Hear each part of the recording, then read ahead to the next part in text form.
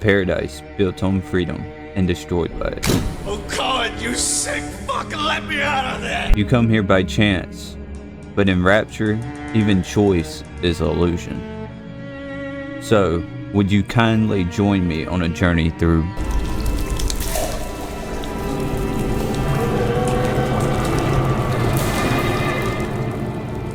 Beginning in 1960, Jack is on a passenger plane over the Atlantic, carrying a small package from his parents that reads, "Would you kindly open this only in the case of emergency?" Son, you're special. You were born to do great things. You know what? They were right.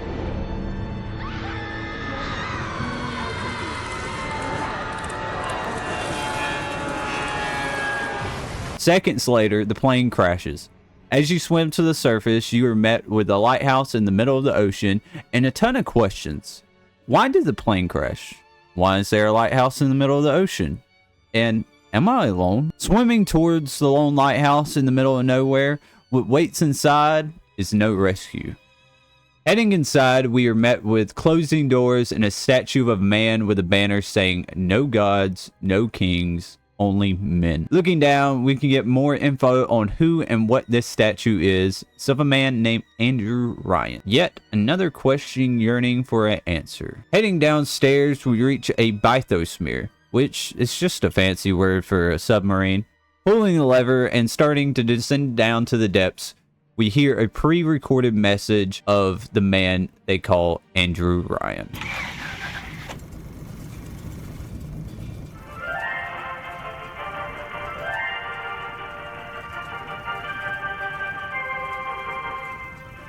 I am Andrew Ryan, and I'm here to ask you a question. Is a man not entitled to the sweat of his brow? No, says the man in Washington, it belongs to the poor. No, says the man in the Vatican, it belongs to God. No, says the man in Moscow, it belongs to everyone. I rejected those answers. Instead, I chose something different. I chose the impossible. I chose Rapture.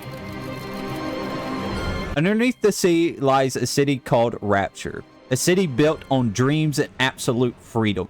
Here, science knows no bounds, no limits, and men bow to no kings. And with the sweat of your brow, Rapture can become your city as well. Traveling through this iconic and beautiful city, we can see things like a diver doing only God knows what, names of shops and bars, and names like Atlas and Johnny talking about what just happened outside moments ago. Plane crash.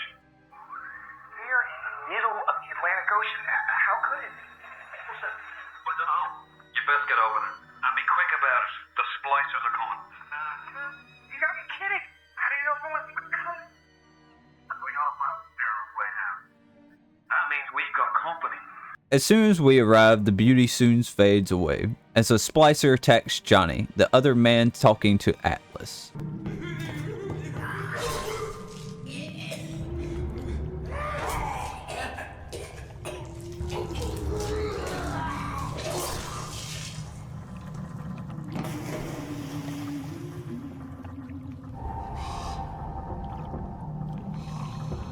Is it someone new?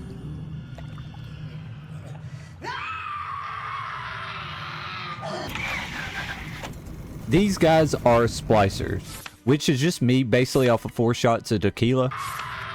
They are the main enemies of Bioshock. They are former citizens of Rapture, and they have abused something called Adam. We'll touch more on this subject later, but just know these guys are addictive, unstable, and well, mentally unwell. Would you kindly pick up that shortwave radio? I don't know how you survived that plane crash, but I've never been one to question Providence. I'm Atlas, and I aim to keep you alive. Now keep on moving. We're gonna have to get you to higher ground. Atlas asks, will we kindly grab the radio? Doing this, we hear Atlas, who is our only offer for hope in a world full of hell. I won't leave you twisting in the wind. as Atlas protects us from the splicer that attacks Johnny, showing that we can trust him just a little bit more. Atlas asks us again, will we kindly find a crowbar or weapon so we don't meet the same fate as his dear friend Johnny? Would you kindly find a crowbar or something? Bloody splicer sealed Johnny in before they... Goddamn splicers. Armed with only a wrench, we take out our first splicer. Heading upstairs to Plasmids, we see Adam, the fuel that drives Rapture. Taking it for the first time, we scream and ache in pain as our DNA is being rewritten.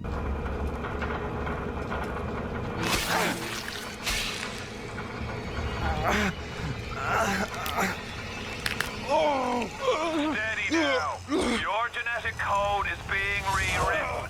Just hold on and everything will be fine. We soon fall off a ledge and pass out.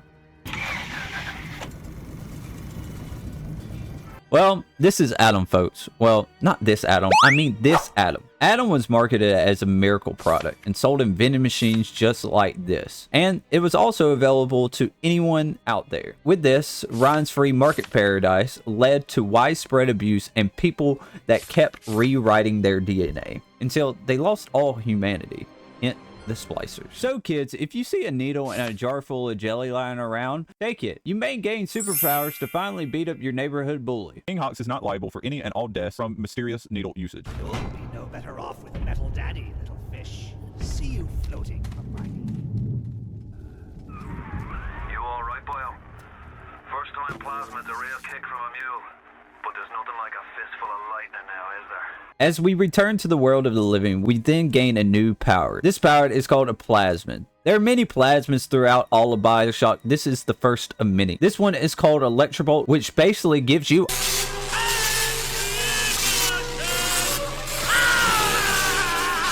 There's also stuff like Incinerate, allowing you to burn your foes. Telekinesis, basically making you into a Jedi just without all the rules, and a neon baseball bat. Winter Blast, allowing you to freeze your foes. Insect Swarm, basically just giving you bee hands. Cyclone Trap, allowing you to fling your foes into the air. And there's also Target Dummy and Sonic Boom, which y'all guys can pretty much guess what those are. As we're checking out our newfound powers, Atlas explains we need to go to Neptune's bounty to save his family. Listen, I've got a family. I need to get them out of here. But the splicers have cut me off from them. If you can reach them in Neptune's bounty, then maybe, just maybe. I know you must feel like the unluckiest man in the world right now, but you're the only hope I'll ever see my wife and child again. Go to Neptune's bounty. Find my family, please. So, I guess we're going to Neptune's bounty. You know, this guy, Atlas, he's a really cool guy. Like, he's the only one I know right now that's not high on atom tweaking. So, I guess it's not weird for him to trust a complete stranger with the lives of his family. Plasmids changed everything. They destroyed our bodies, our minds. We couldn't handle it. Best friends butchering one another. Babies strangled in cribs. The whole city went to hell. Plasmids and atoms aren't just gameplay tools, but they represent Rapture's hubris, humans trying to play God. Ads of this stuff are everywhere in game, showing how unchecked science and citizens who saw this as a luxury upgrade, slowly turning into the root of addiction and violence. In short, this is just a fun tool for Jack, but Rapture is the very thing that transformed a utopia into a place full of monsters. The best place that represents this theme is Kashmir's Restaurant, which is the first major stop for Jack throughout Rapture. This is where you get your first look at splicers up close, and where the game shows you how to use your environment to take down your enemies instead of doing it one by one. Kashmir's Restaurant is also important to Rapture's lore. This is where you can find one of the coolest game features, which are audio logs. These little audio logs help you piece the story of Bioshock together even more. For instance, if you would take a listen to this audio log in Kashmir's Restaurant, it will confirm some of the questions that you are having about Rapture. Another New Year's, another night alone. I'm out and you're stuck in Hephaestus, working. Huh. Imagine my surprise. I guess I'll have another drink. Here's a toast to Diane McClintock. Silliest girl in Rapture. Silly enough to fall in love with Andrew Ryan. Silly enough.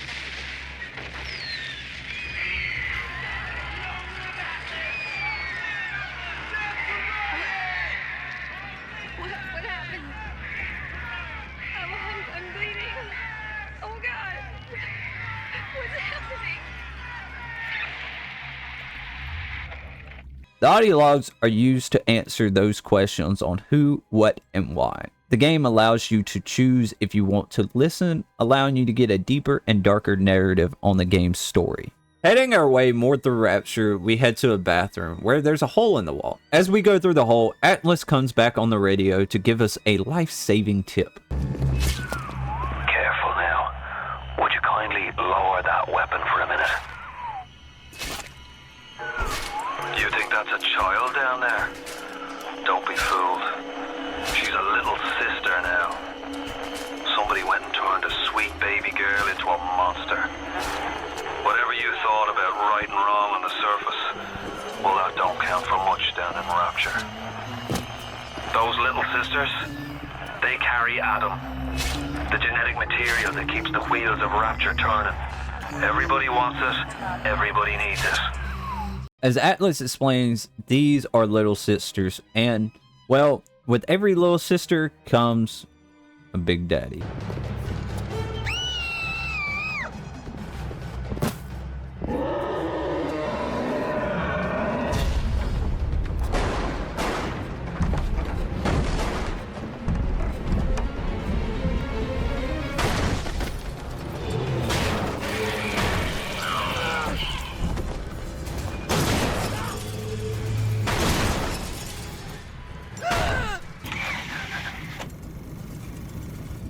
These are little sisters, young girls genetically modified to carry a big needle and harvest the Atom from the dead. See, Atom was created by Dr. Tenenbaum in a sea slug. She discovered only a small amount of Atom could be extracted from the sea slug, but when it was placed inside a viable host, such the little sisters, it would produce up to 30 times the amount. With the little sisters carrying so much Atom, they had to make something to protect them. Hence the Big Daddies. Big Daddies are genetically enhanced heavy armored humans. Their sole purpose is to protect the little sisters at all costs. They don't speak, they only moan and roar like whales.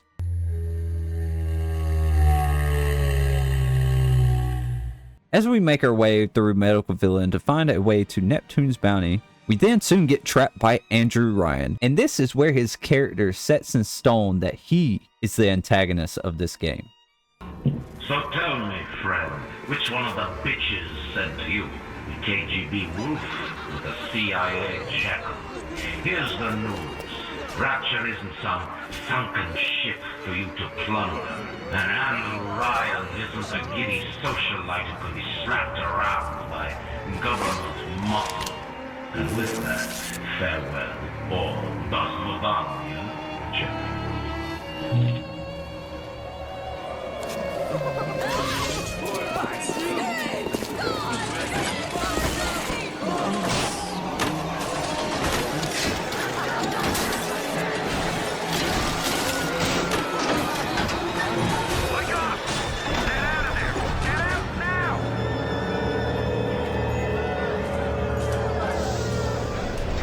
So, to get to Neptune's bounty, you have to make your way through Medical Villain to find a lever to unblock the way to Neptune's bounty. Well, everything isn't as easy as it seems in Bioshock. If you want to use the emergency access, you'll be needing Dr. Steinman's key. He's the one that runs this place. But I don't expect him to hand it to you out of the milk of human kindness. Steinman ain't that kind, and frankly, I'm not even sure he's still human. Now, Jack has to make his way to Dr. Steinman's office to retrieve the key. Who is Dr. Steinman, you must be asking? Well, Dr. Steinman was once a respected plastic surgeon up on the surface. So good that he got asked to come to Rapture and continue his work. At first, he performed normal cosmetic surgeries for the city elite. But Steinman pushed the boundaries of human beauty due to atom and plasmas becoming more widespread. No longer caring about making people beautiful, instead, he makes his patients become his victims, mutilated beyond recognition. You promised me pretty, Steinman. You promised me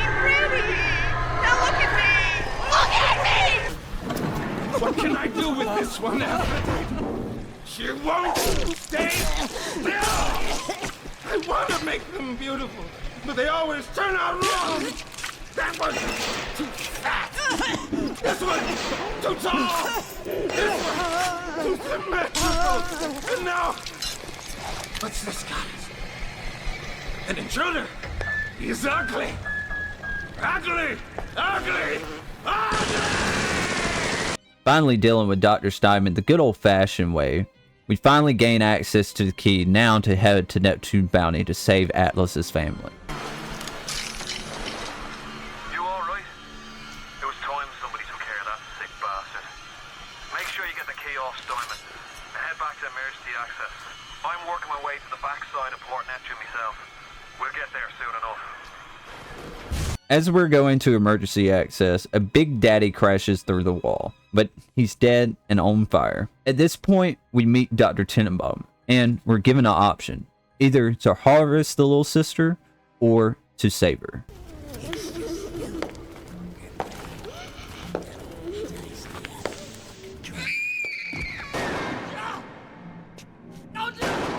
Stay away from her, or it is you who will be shot next. Easy now, Doctor. He's just looking for a wee bit of Adam. Just enough to get by. I'll not have him hurt my little ones. It's okay, lad.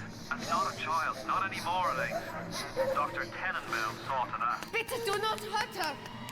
Have you no heart? Aye, that's a pretty sermon coming from the ghoul who cooked up them creatures in the first place. Took fine little girls and turned them into that, didn't you? Listen to me, boyo. You won't survive without the Adam those things are carrying. Are you prepared to trade your life, the lives of my wife and child, for Tenenbaum's little Frankenstein? Here. There is another. Use this. Free them from their torment. I will make it to be worth your while. Somehow. And there's only literally one right option, and that's to save them. Why? There is no why. I'm not killing a little girl just so I can gain some weird special bee hand powers.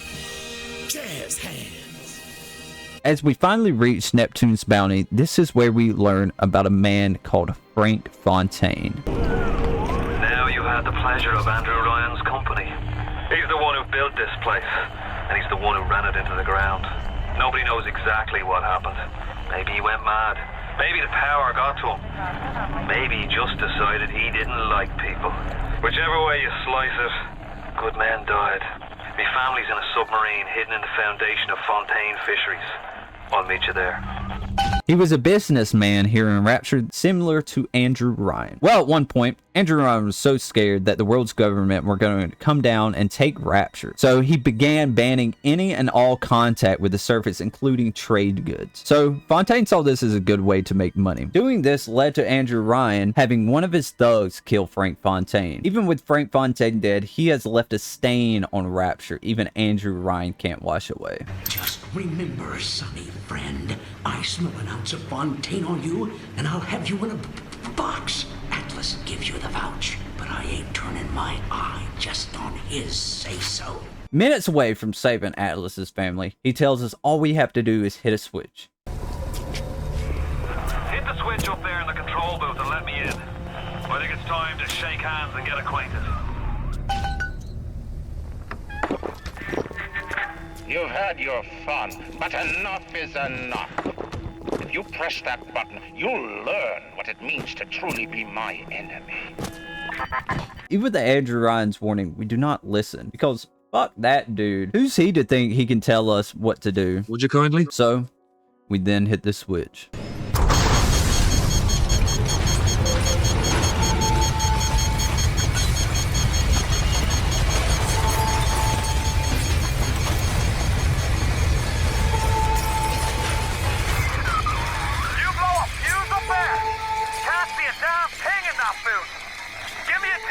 And I'll get you out of there. Moira, can you hear me in there, darling?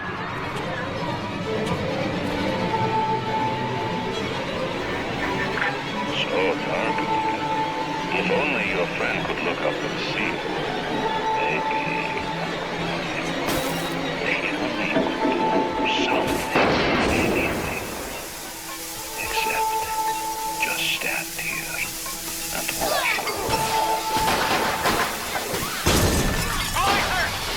With everything going completely wrong, splicers start to attack Atlas and his family. Shooting our way to Atlas's family, seconds away from the biosphere, the unthinkable happens. You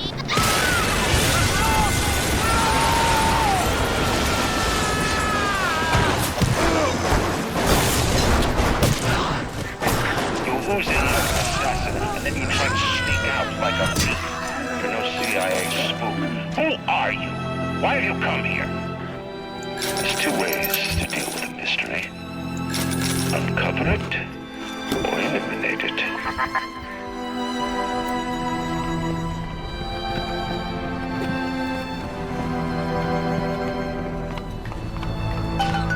Get out! Get out and get to Arcadia! Jesus Christ! As Andrew Ryan drives the knife in deeper, Atlas screams in agony over the death of his family and tells us to head to Arcadia. Patrick!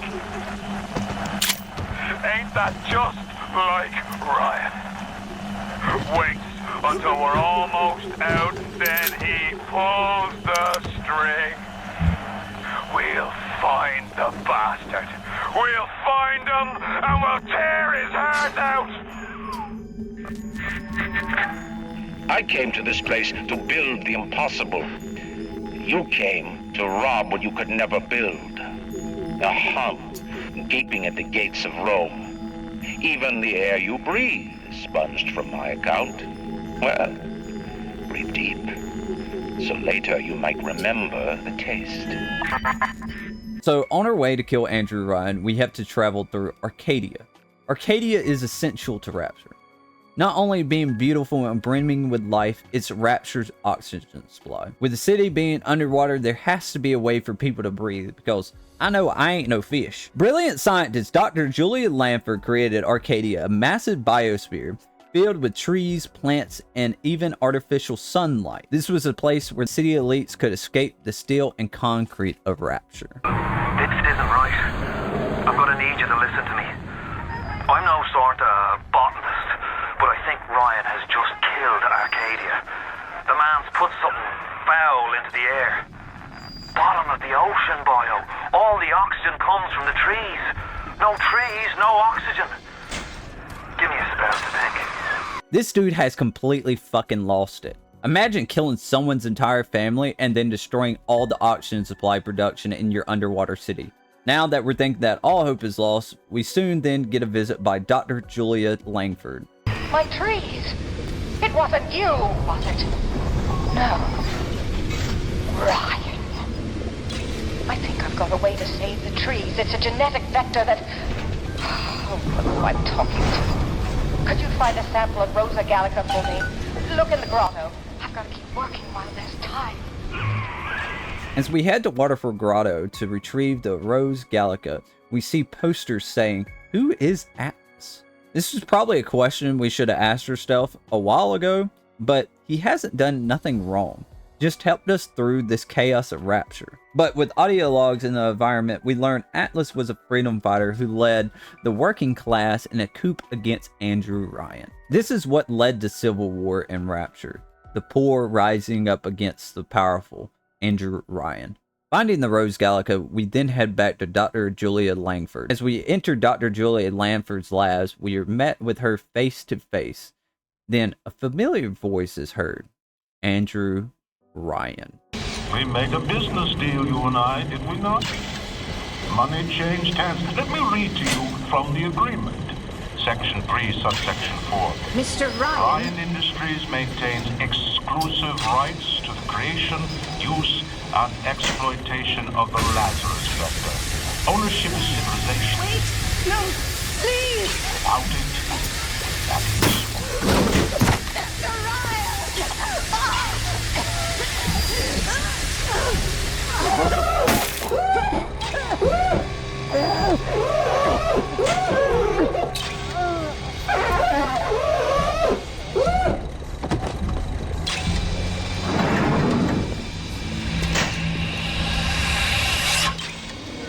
Every time we get a yard ahead, Ryan goes and moves the goal line down to the other side of the field. As Andrew Ryan floods the labs with toxic gas, Dr. Langford dies. But before she dies, she writes a code on the window.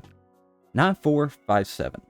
But before Dr. Langford's death, she told us she was working on a project called the Lazarus Vector. The Lazarus Vector is what will bring Arcadia's dying trees back to life. So, entering the code on a safe, we get the market key. The market is where we can find all the ingredients to the Lazarus Project. Getting all the ingredients for the Lazarus Project, we then head to the room to save Arcadia.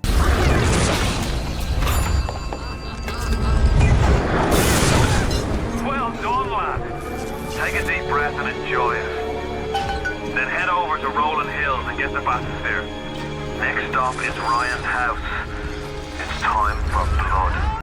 And along with that, our path forward finally opens. That's better. Atlas Ryan. Atlas Ryan. Da da da da da da da. Time was, you could get something decent on the radio. The artist has a duty to seduce the ear and delight the spirit. So say goodbye to those two blowhards, and hello to an evening with Sander Cohen. As we head to Fort Frolic, a new monster shows up. Sandra Cohen.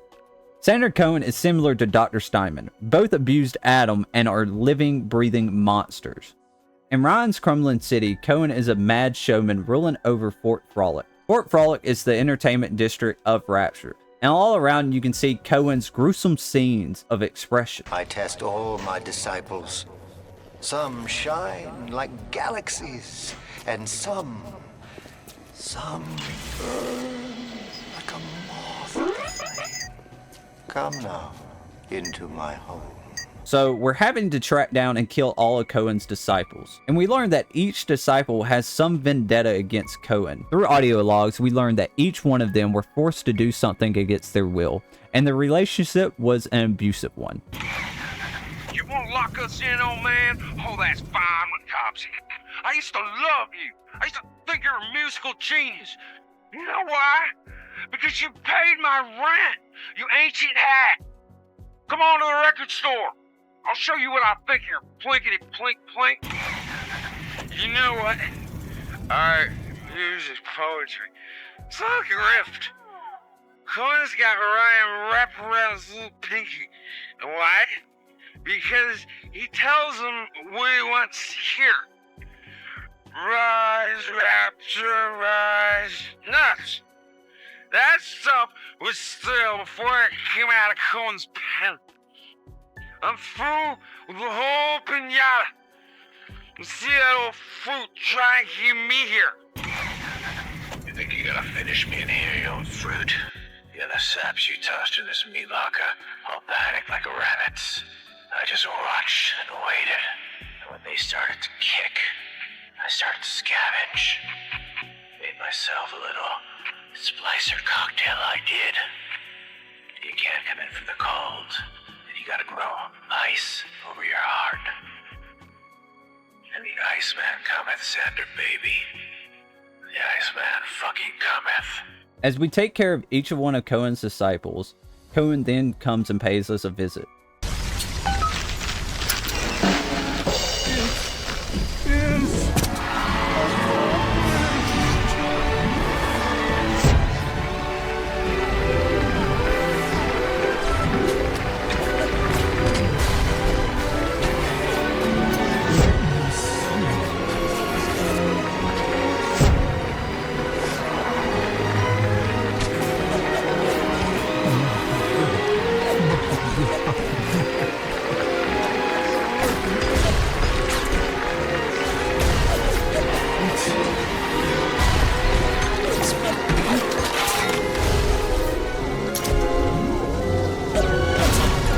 Find your path to Ryan is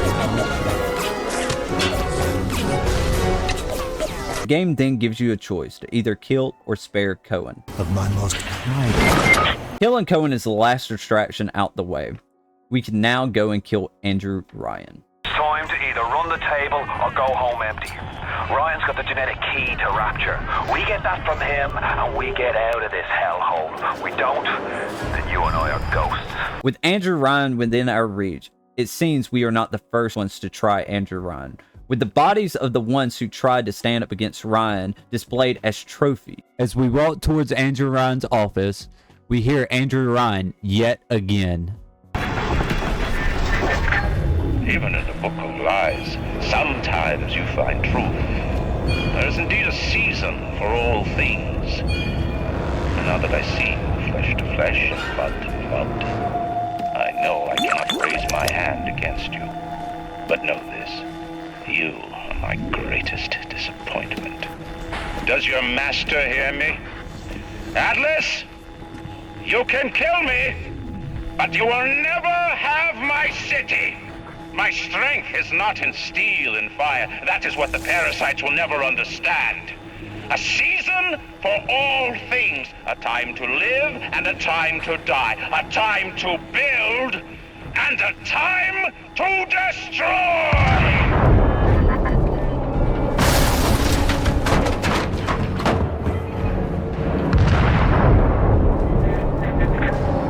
Come now, my child. There is one final thing to discuss. What? Ryan set the core to self-destruct. This is different than what you did. He's got a mind to take down the whole damn city. Get in there and whack the chunk before the whole joint blows. There's always something with this dude, but that's never stopped us. Heading down, we are met with pictures of the main character and an audio log of something disturbing.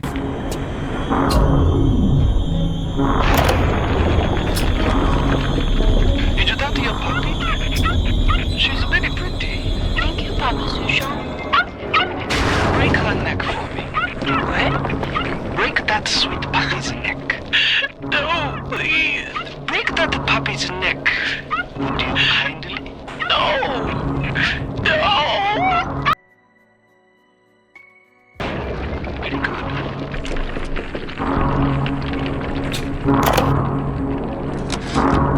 Advanced deployment, Lot 111, Dr. Sir John, client Fontaine Futuristics.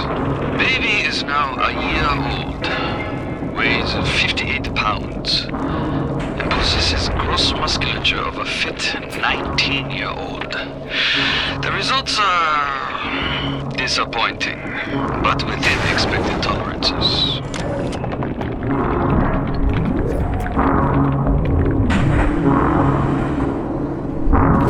As you're met with the words, "Would you kindly," you tremble and you hear Atlas over the radio. Now would you kindly head to Ryan's office and kill the son of a bitch? It's time to finish this. The assassin has overcome my final defense, and now he's come to murder me. In the end, what separates a man from a slave? Money? Power? No. A man chooses. A slave obeys. You think you have memories. A farm. A family. An airplane. A crash. And then this place. Was there really a family? Did that airplane crash? Or was it hijacked? Forced down. Forced down by something less than a man. Something bred to sleepwalk through life until they are activated by a simple phrase spoken by their kindly master. Was a man sent to kill? Or a slave? A man chooses. A slave obeys. Come in.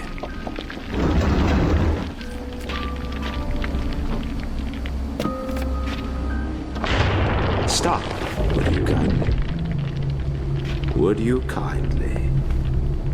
Powerful phrase. Familiar phrase. Would you kindly?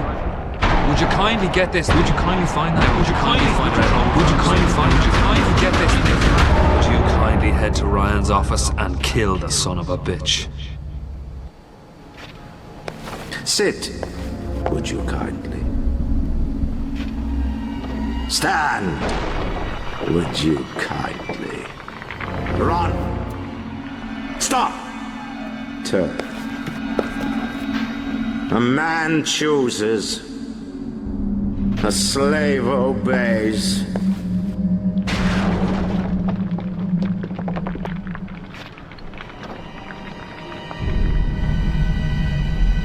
Kill!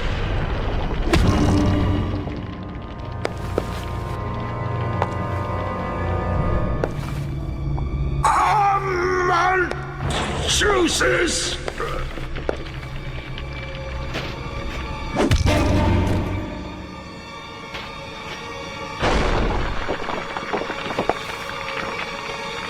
A slave obeys!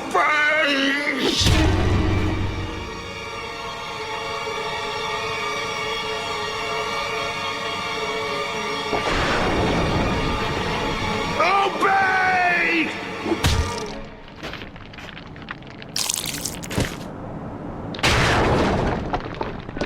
Hurry now! Grab Ryan's genetic key!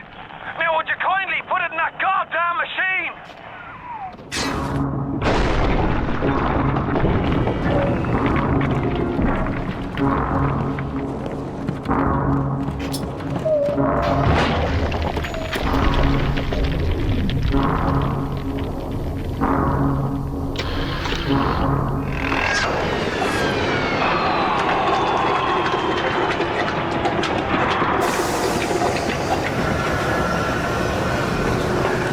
Nice work by you all.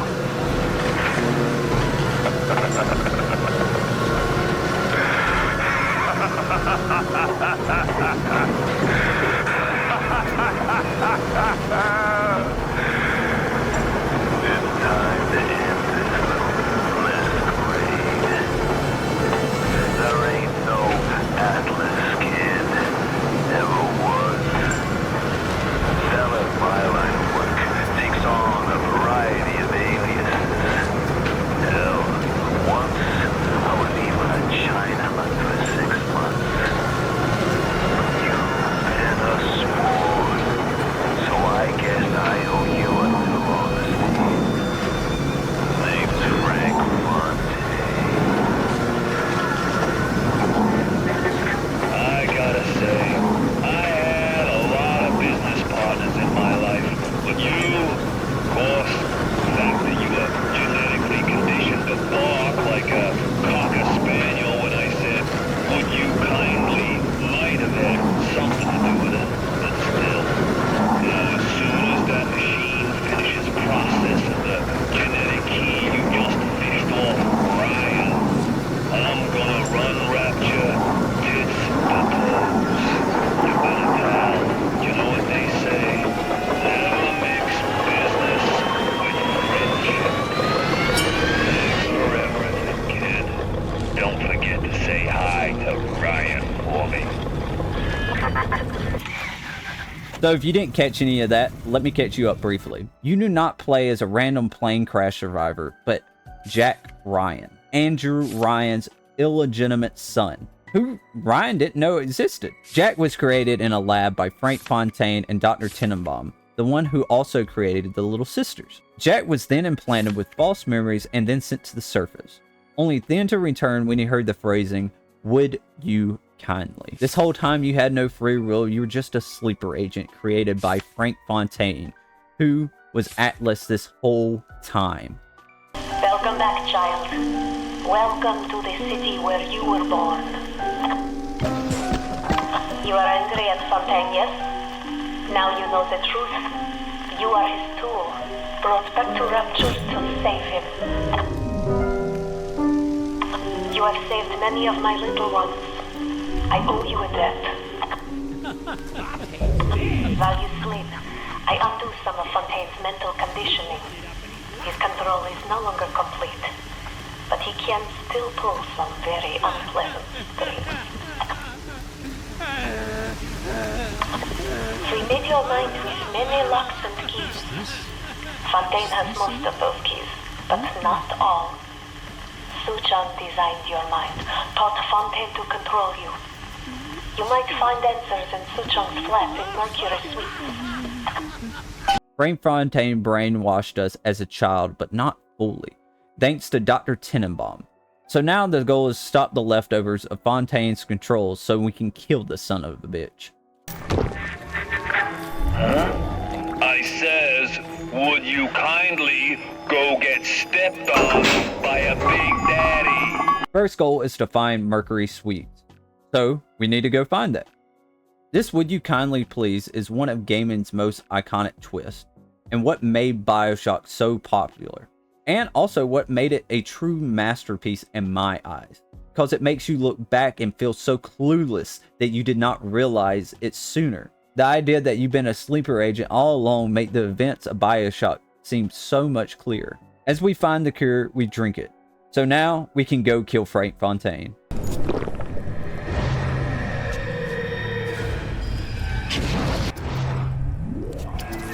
Now you are having freedom. Suchong's drugs should have no hold on you. Take the bathysphere to Point Prometheus. It is time for this matter to be settled. But before we reach Fontaine, we are given a syringe from the little sister, which we'll need in the coming fight. Take this! Stick it in the bad man! Fontaine waits above. There will be no going back from here. Make sure you are ready to face him or moving on. Heading up the elevator, we hear Fontaine. I remember when me and the crowd put you in that sub. You were no more than 2. You were my ace in the hole, but you were also the closest thing I ever had to a son. And that's why this hurts. Betrayal, kid. Life ain't strictly business. Fontaine is full of Adam and has turned into a monster.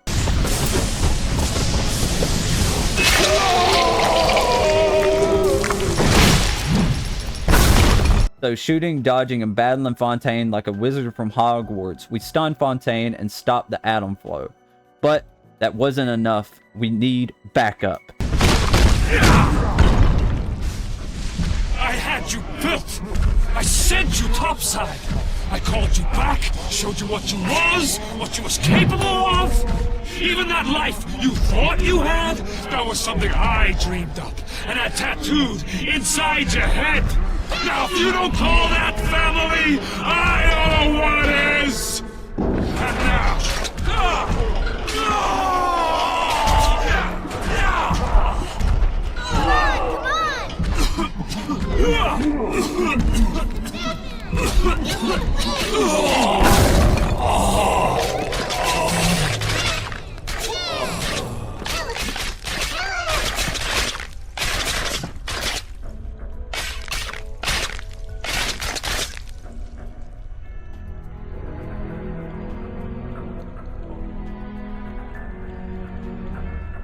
They offered you this city.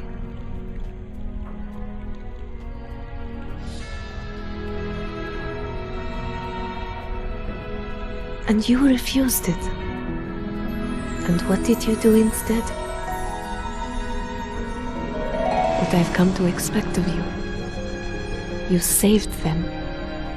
You gave them the one thing that was stolen from them. A chance. A chance to learn. To find love.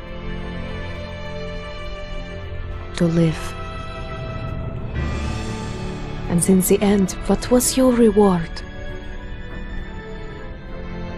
You never said. But I think I know. A family. Well, this is the end of Bioshock and the end of a masterpiece of a game. A game that is a 10 out of 10. I loved everything about it, from the storytelling, the pacing, the world building, and the environment that the game puts you in. So, would you kindly please subscribe, like, comment, and share. All that good stuff. Thank y'all guys for everything y'all guys do. And always remember, you should be watching.